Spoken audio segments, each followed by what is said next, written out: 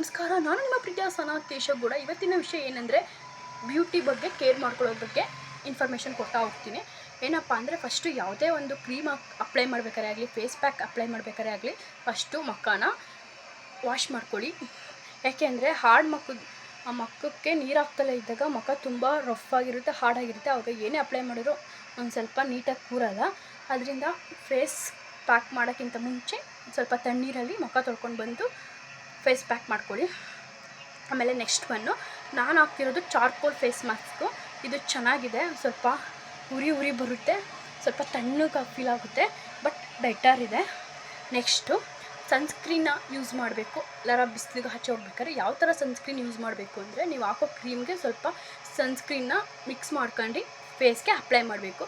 ಎಲ್ಲರೂ ಲ್ಯಾಕ್ಮಿ ಸನ್ಸ್ಕ್ರೀನ್ ಚೆನ್ನಾಗಿದೆ ಅಂತ ಹೇಳ್ತಾರೆ, ಬಟ್ ನಾನು ಈಗ ಯೂಸ್ ಮಾಡ್ತಾ ಇರೋದು ಹಿಮಾಲಯ, ಬೆಟರ್ ಆಗಿದೆ.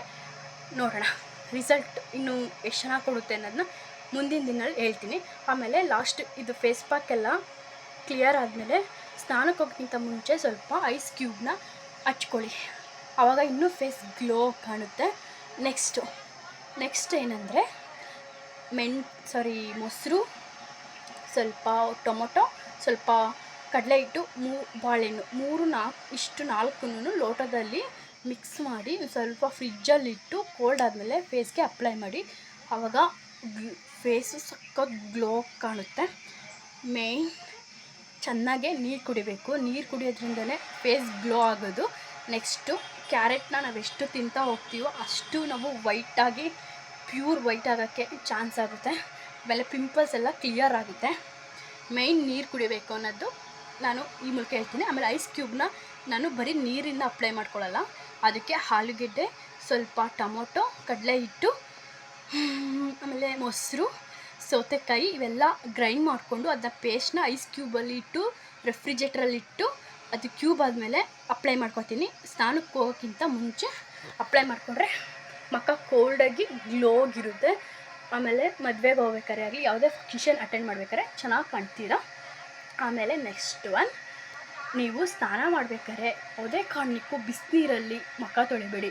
ಬಿಸಿನೀರು ನಾವು ಸಖತ್ ಬಿಸಿ ನೀರನ್ನ ನಾವು ಉಯ್ಕೊಂಡ್ರೆ ನಮ್ಮ ಗ್ಲೋ ಹೋಗುತ್ತೆ. ಮುಖಕ್ಕೆ ನಾವು ತಣ್ಣೀರನ್ನೇ ಯೂಸ್ ಮಾಡಬೇಕು, ತಣ್ಣೀರಿಂದನೇ ಮುಖ ತೊಳಿಬೇಕು. ಆಗ ಮುಖ ಚೆನ್ನಾಗಿರುತ್ತೆ, ಬ್ರೈಟ್ ಆಗಿರುತ್ತೆ. ಬಿಸಿನೀರಿಂದ ಯಾವತ್ತೂ ತೊಳಿಬೇಡಿ ಮುಖನ. ಇದು ನಮಗೆ ಒಬ್ಬರು ಪಾರ್ಲರ್ ಅವ್ರು ಹೇಳಿದ್ದು. ಬಿಸಿನೀರು ಎಫೆಕ್ಟಿವು, ತಣ್ಣೀರು ಒಂದು ಸ್ವಲ್ಪ ಗ್ಲೋನೆಸ್ ಕೊಡುತ್ತೆ. ದಯವಿಟ್ಟು ಸ್ನಾನ ಮಾಡ್ಬೇಕಾದ್ರೆ ಮುಖನ ಬಿಸಿನೀರಿಂದ ತೊಳಿಬೇಡಿ, ತಣ್ಣೀರಿಂದ ತೊಳ್ಕೊಳ್ಳಿ. ಆಮೇಲೆ ಒಬ್ಬರು ಪಾರ್ಲರು ನನಗೆ ಸಜೆಷನ್ಸ್ ಕೊಟ್ಟಿದ್ದು, ನಾವು ಎಷ್ಟು ನೀರು ಕುಡಿತೀವೋ ಅಷ್ಟು ನಮ್ಮ ಮುಖ ಗ್ಲೋ ಆಗುತ್ತಂತೆ. ಆಮೇಲೆ ಏನಂದರೆ, ನಾವು ಇಲ್ಲಿ ಡಾರ್ಕ್ ಸರ್ಕಲ್ಸ್ ಆಗುತ್ತಲ್ಲ, ಆವಾಗ ನಾವು ಆಲೂಗೆಡ್ಡೆನ ಎಷ್ಟು ಅಪ್ಲೈ ಮಾಡ್ತೀವೋ ಅಷ್ಟು ಡಾರ್ಕ್ ಸರ್ಕಲ್ಸ್ ಬೇಗ ಹೋಗುತ್ತೆ.